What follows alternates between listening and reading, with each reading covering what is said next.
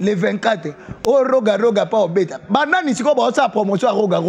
Bah, journaliste, bah, où ça la promotion, il y a artiste, les premiers de la classe. Les premiers de la classe, il y a moi comme au banga. Oh, normalement, on dirait Tao, bah, coach l'année et Kita.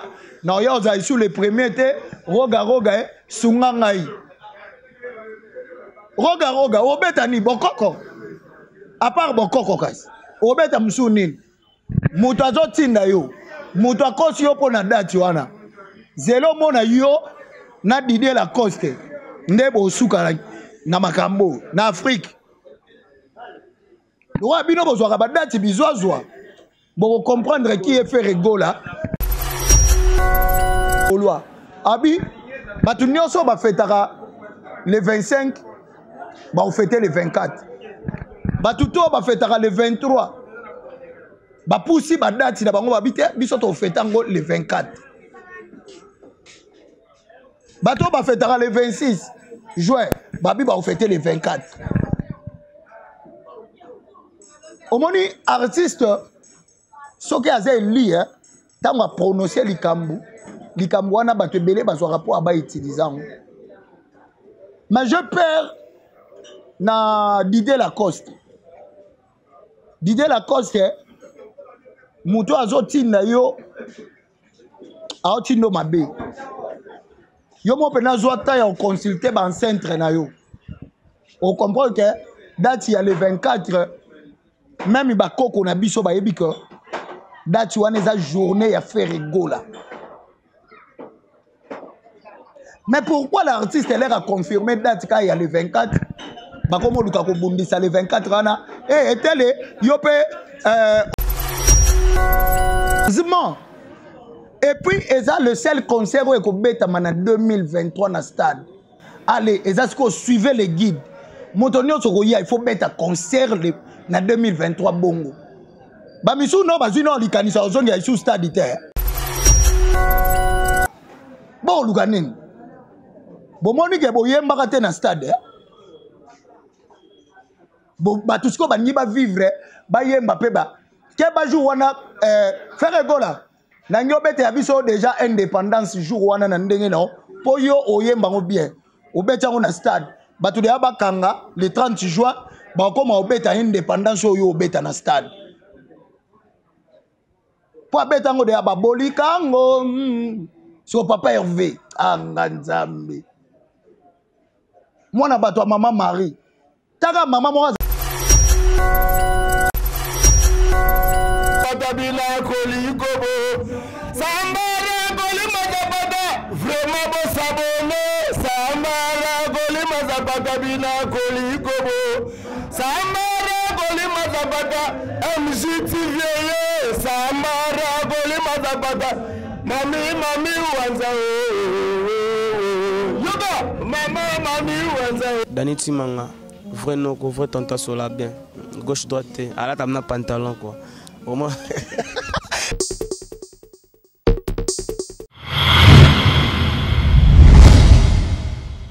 MJTV vitesse wapi abonnez-vous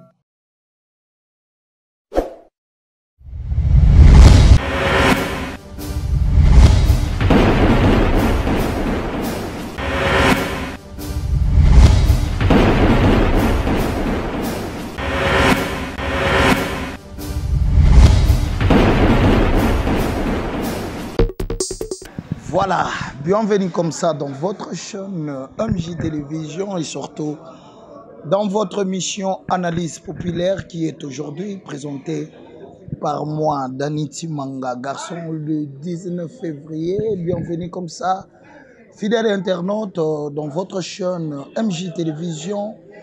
Là, je profite directement de saluer comme ça ma patronne, la première de tout, le première dame. Là, je vois Maman Mami Wanza, maman moko bien, moto malamu, balobi loboko yo, isa kabolamu, bakata kangote, je dirais merci comme ça à notre daddy, Papa Micha de Paris, notre premier conseiller dans cette chaîne, balobi, balobaki qui est au Zoate, déjà au Zoakit, secret, d'état moyen bato baye bayango ezate MJ Télévision. Comme on dit toujours, bon, Nzambe toujours. Là, je vois directement comme ça, Maman Margaret, Nakati ya Sanza de Brewana. Je te salue, maman mon très sociale, Maman Margaret, pourquoi pas. Que je puisse saluer comme ça, Maman Yvette, Maman Monique, Maman Solange, Maman Émilie, je te salue, donc, et pourquoi pas, que je puisse saluer comme ça, il y a Christiana Kwasa. Et je vois aussi comme ça, il y a Bopi Membe, donc je dirais merci à cet espace. Oh, là, je vois l'espace Zozo, Bisiko Toyako Sana, Bisso vif de émissions. Là, je vois le gérant Dadi Manunga et pourquoi pas à mon vieux Pablo et de big dédicace comme ça à la maîtresse Chic Rose depuis Afrique du Sud. Yayo Yangoana, donc aujourd'hui on doit parler de l'artiste Ferrego, la vente Yababiye et koleka ndenge nini makambo oza mandeni bon comprendre au seka il y a des wario pembe langa o bazaka solo lo baboye et ça rabango passe toujours donc on doit parler de Ferrego là, l'artiste Ferrego a fait preuve Namakambo yo batu balobaki ponaye que a changé date il y a Stade de Martyr. Voilà la date est bel et bien confirmée que Ferrego là Stade de Martyr ba billet déjà eza en vente et côté kama et loko sepeli singa parce que Ferrego là a apporté une touche na musique a memi bandeko pardon a memeli biso genre moko eza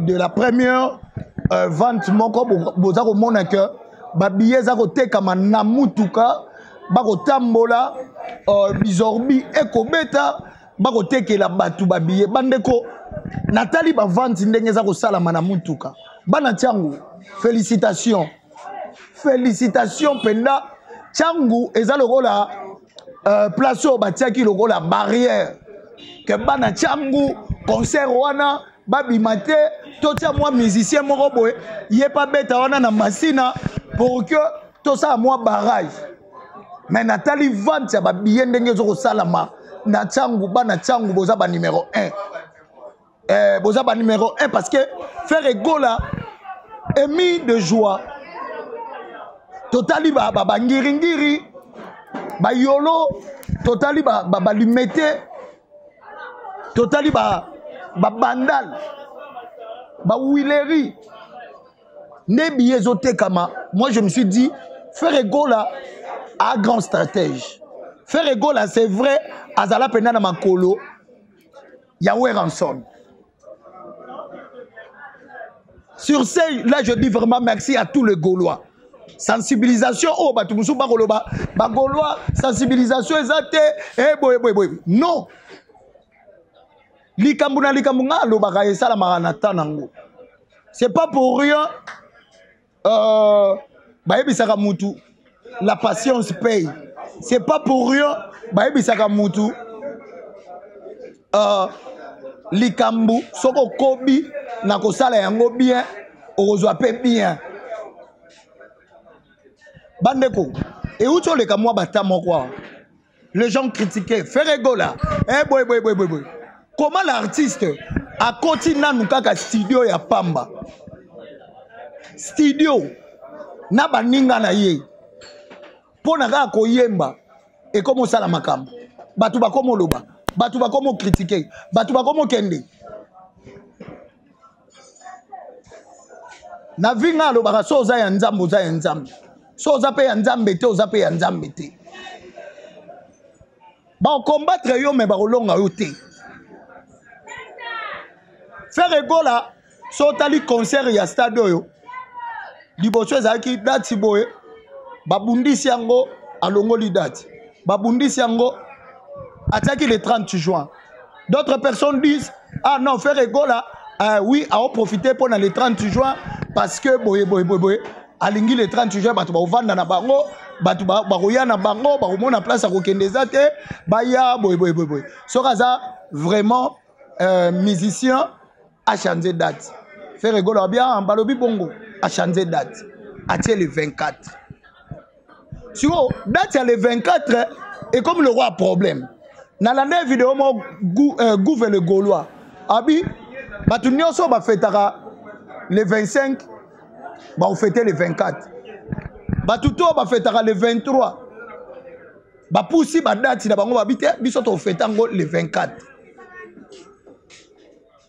bato bafetaka le 26 juin babi bafete le 24 omoni artiste soki aza eli ntango aprononce likambo wana bato ebele bazwaka mpo abautilize yango mais je perds na Didier Lacoste mutu azotinda yo aotindo mabe yo mo pena zwa ta ya consulter ban centre na yo on comprend que date ya le 24 même ba koko na biso ba yebi que date wana eza journée ya faire rigola. Mais pourquoi l'artiste elle a confirmé date quand il y a le 24 ba comme luka ko bundisa le 24 wana etele yo pe au produire côté ba kitoki moti pour bon contrer ka faire. Mais autant il pas artiste tellement sage abi date il y a le 24 ezaka pona ngamoko te. Moto nyonso akoki ko beta ndenge ya lingi na ye. Akoki ko beta sika nyonso alingi. Est-ce que vous comprenez un peu? C'est que l'artiste a bangate. Artiste a qui sa force naïe. Je dirais merci comme ça à mon frère Ose Moulo pour Kabemba na moi sinaye. Na pesi bino bambote depuis Matadi wana bo contrôler lenga Matadi babi moi si na biso avanda kimia toujours. Wana za mama mon konzo Ose Moulo pour Kabemba.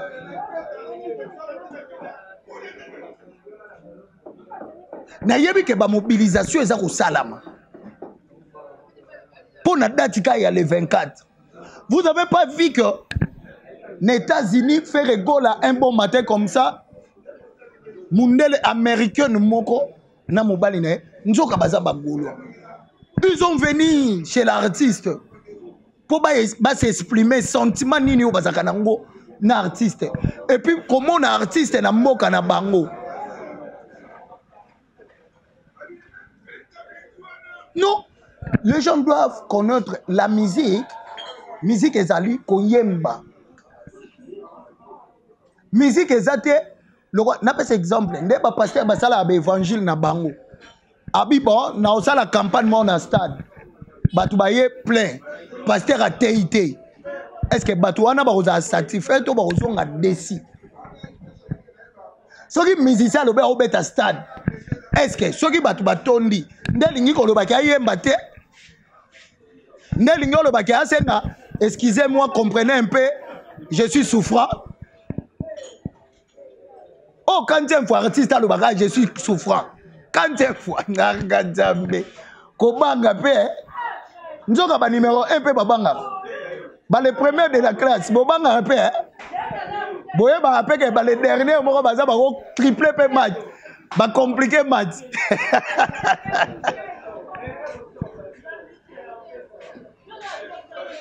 Aujourd'hui, ngana sepeli na musique na biso na nene. Na ebisa ba artiste, to na loba na ba artiste. Moi j'aime que notre musique est dominera ba musique ya batu nyonso. Bravo na ba artiste o bobimisi ba album. Ezo beta. Mais bokeba journée ya le 24 juin faire rigola même la biso surprise ya dynastie. Mais si vous savez que la dynastie a un succès fou, bande kwa ngo mususu ba ko changer langage balo banini.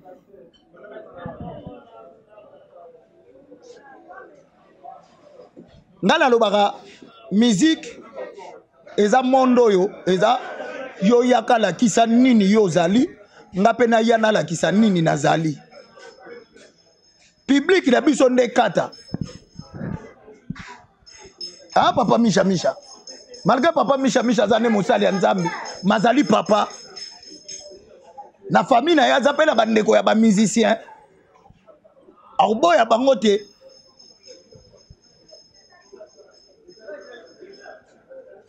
Papa Wemba kuta loba, musique eza maracas te beta mingi, instruments à la mingi. Musique eza yemba. Talanze mo papa Wemba na yembela mama Amazon. Tanze mo asuko ayembia. Ozali kaka na motema nanga. Ozaka kaka esika. Eso yoke instruments obete belé wana. C'est ça. Tozalaki na ba confinement awa. Faire ego la beta acoustique. Batu nyonso balanda bakomaka biso pe to beta. Biso pe ya mukolo.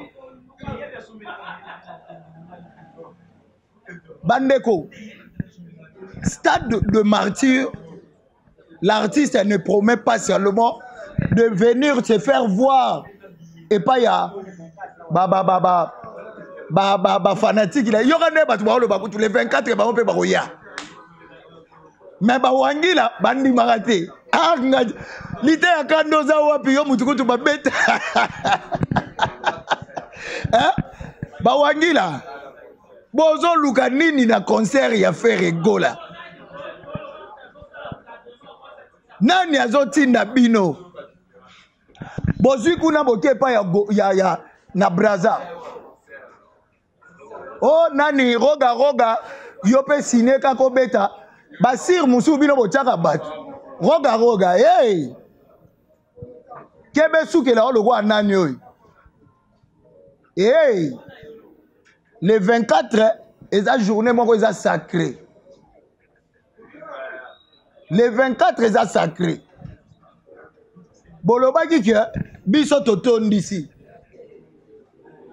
Oyebi son ozonga moi sima na sana no analyse ya ba concert oyebi tama stade jibe na wera na betaka liboso bandeko bo répondre biso on dirait jibe l'air betaka so les jibe to wera so les jibe l'air betaka lo ba ke mais l'air wera yaki ezaka ndeni. Est-ce que vous comprenez? Le fait de ne pas parler, peut-être à disposition. Côté sécurité, Koutou, ils ont tombé parce que notre général Kassongo, le seul général moro le plus intello dans Congo Mobimba. Auzalawana na ba policier na ye na ndenge ya système parce que obi stade muta obeta Jésus. Ah mais il faut sécurité ça là. Taka Jésus ye mogo. Atinda no papa wa Roma longwa na mboka na bango kuna obi nana sali des autres na stade. Papa wa Roma ya alongola bosoto wana. To papa wa Roma ye la pulga moto na tembe abi bon. Na la kiseke biso pe to beta mwandembo. La pulga ye Jésus a envoyé à Tinaka, bah envoyé na ye. Et ça normal. Jésus a yaka mo bongote. Jésus a yaka mo bongote. Faut tiner la yo ba ange, ba bimeli yo ba opé ça ba message. So comprendre c'est bon. So comprendre te journée ya roya. Fin du monde des abongote. Jésus a tiner la biso ba pasteur baza, banani baza, bandoto tolotaka. Si on l'air yé mo kwa koya, c'est que fin du monde te. Mo ki resili. Si on fait rigolo à Koya le 24, Jésus de Niance. Montoyer Mbaka. Azoya le 24. Mais quand Jésus va passer,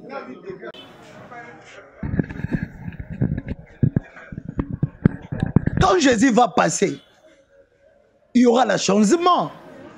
Et puis, il y a le seul concert où il y a en 2023 dans le stade. Allez, est-ce que vous suivez les guides? Montonio Sokoya, il faut mettre un concert en 2023 bongo. Bamisou non, parce que non, les canissons sont sous stade. Mais après, les 24, beaucoup de artistes belé, bon c'est prononcé bon le quoi to beta ki boye to beti boye to zonga li sous stade bon c'est prononcé sous bongo bokanga date ya lelo bokanga pe mission au moins faire rigolo au beta ba artiste belé ba loba bon le roi liboso ba beta ba sala play ba yemba été bon loba to ya li sous ko beta to yemba siko nde place mai mbala mo meli bango makambu tout pesili allez musique ezongi ba mona ordre boke ba Kofi Olomide yemo kaza ko loba concert wana taka Kofi obeta enlever les rideaux quadra ndimi na ya abangire makambo abi oza Jésus de nuance na beta enlever les rideaux pour ça et ça ga bien hein maman mami wanza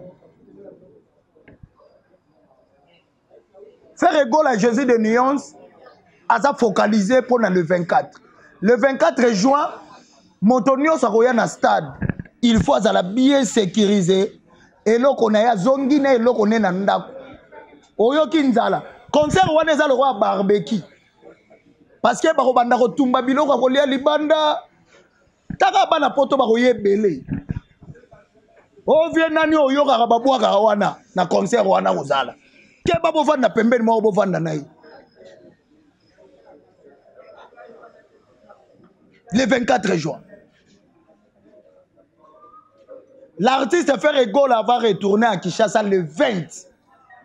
Bazuka terre au Pema pendant 3 jours. Hein. Allez le 24, c'est comme Malamoko stade. Bon, bande cause la changer date, a changé té. Bon luganin. Bon luganin. Bon moni ke boyemba kate na stade. Bon batusko ba nyiba vivre ba yemba pe ba. Keba jour wana faire rigolo na nyobete ya biso déjà indépendance jour wana na ndenge na po yo oyemba ngo bien obeta ngo na stade batu de abakanga le 30 juin ba koma obeta indépendance yo obeta na stade po abeta ngo de ababolika ngo so papa Hervé anganzambe mwana bato ya mama Marie taka mama mo azaka na poto aza mukolo mais mwana tinda mama na na poto biso tinda ete batu batinda ba mama ba na poto te wana eta biso te o fait rigolo gigola problème te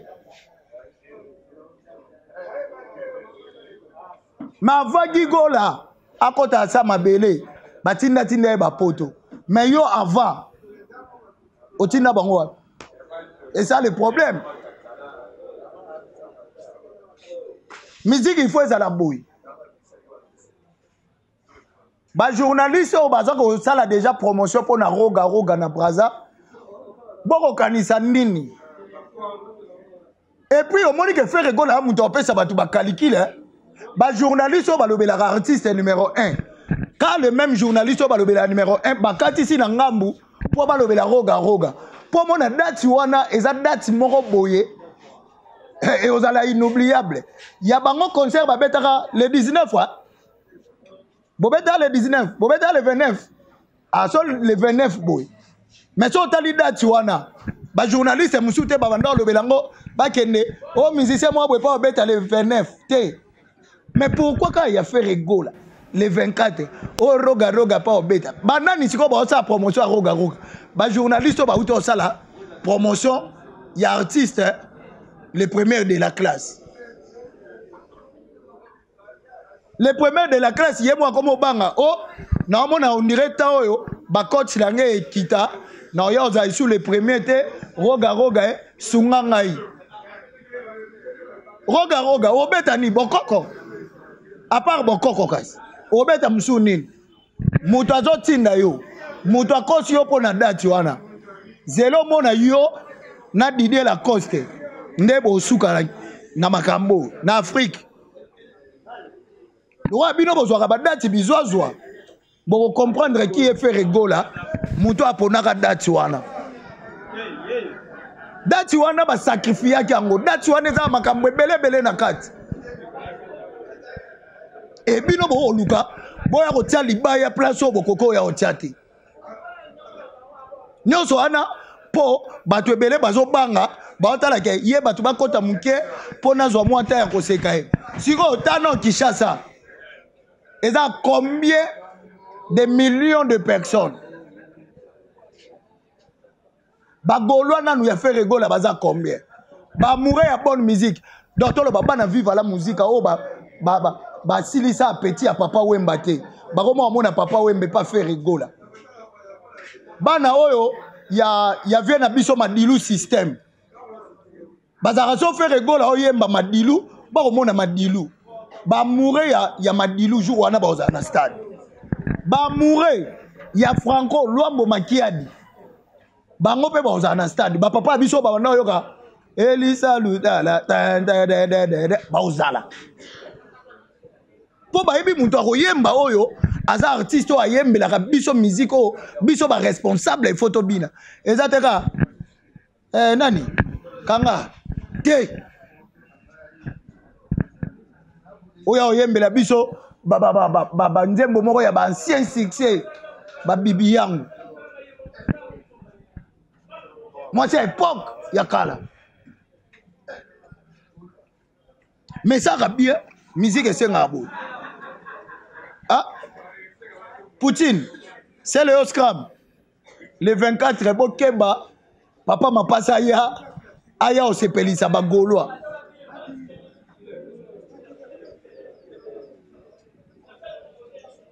Faire rigole à Zaya Mukolo, faire rigole à l'obaka déjà lobi. Na banda liboso na bango. Il faut to la ki sabaleki ke yaya ya liboso ya famille azalaka. Il faut botambola na ordre. Botika kozala na ba fanatiko ba finga ka batu, ba fanatiko ba bundisa ka batu. Ba mitema moto le roi bino. Le 24 juin, fidèle à mes internautes, ba mourir à bonne musique. Venons to soutenir Ferregola, Mwana Mboka. Concert historique.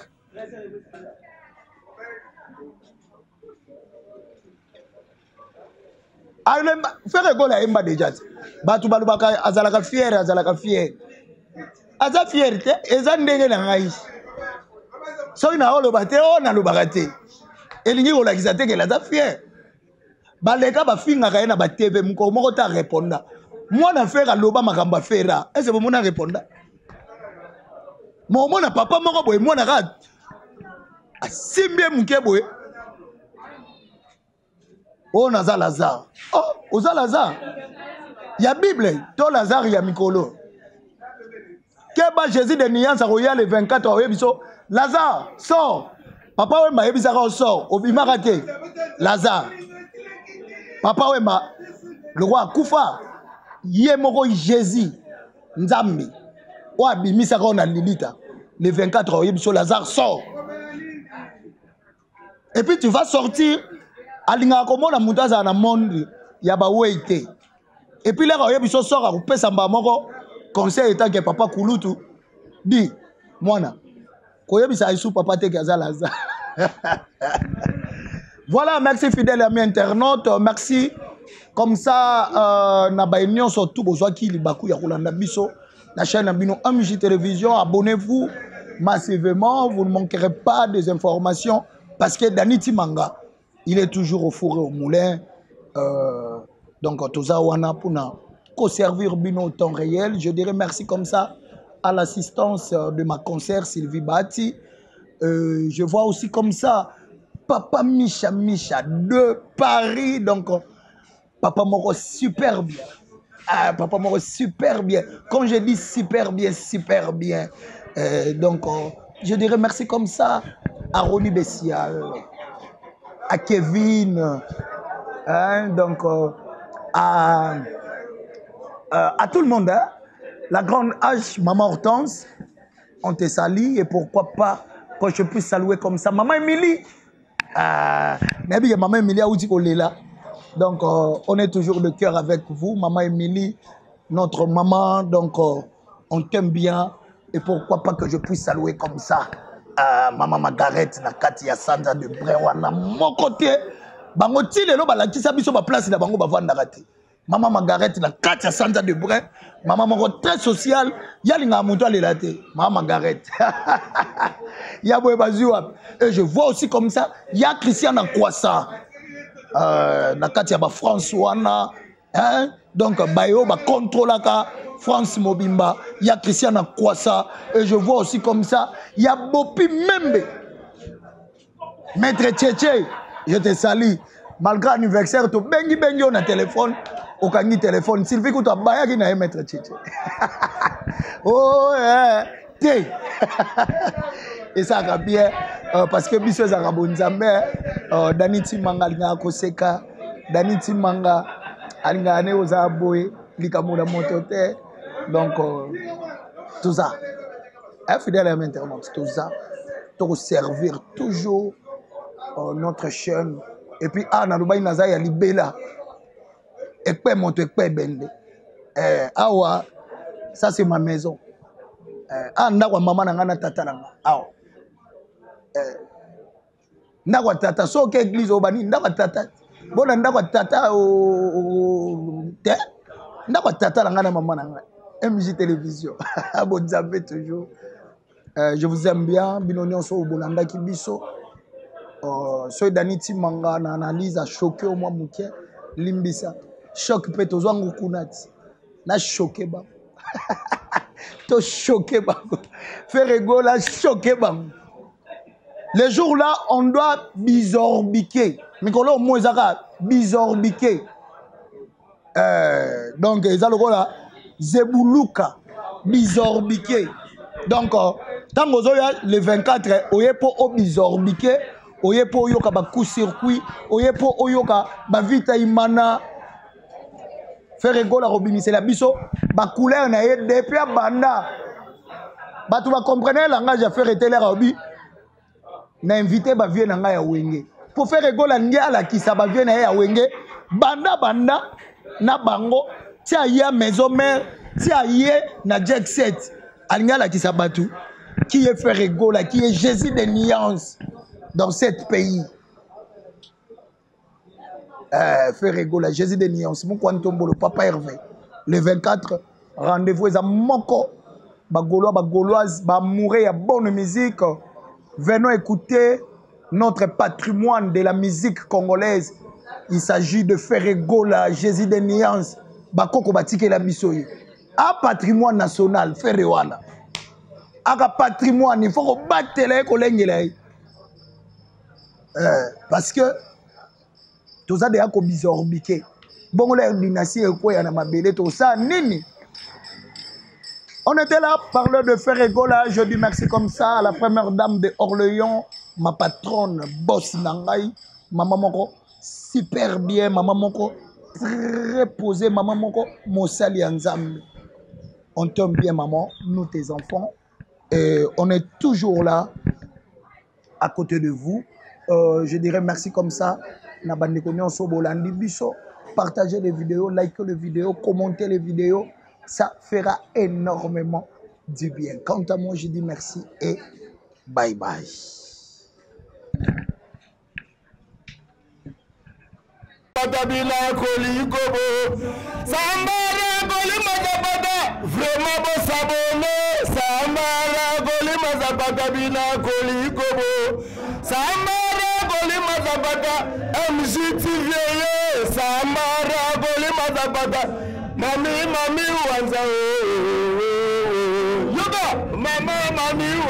Dani Timanga, vrai no, vrai tanta sola bien.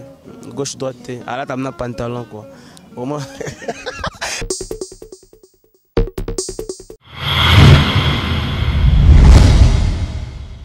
MJTV, vitesse wapi. Abonnez-vous, abonnez-vous.